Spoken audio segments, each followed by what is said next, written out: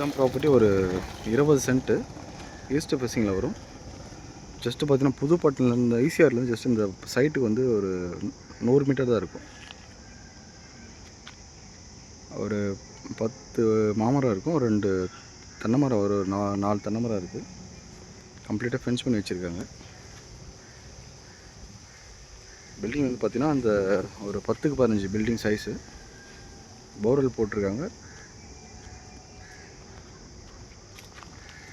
Borewell போட்டு motor போட்டிருக்கு.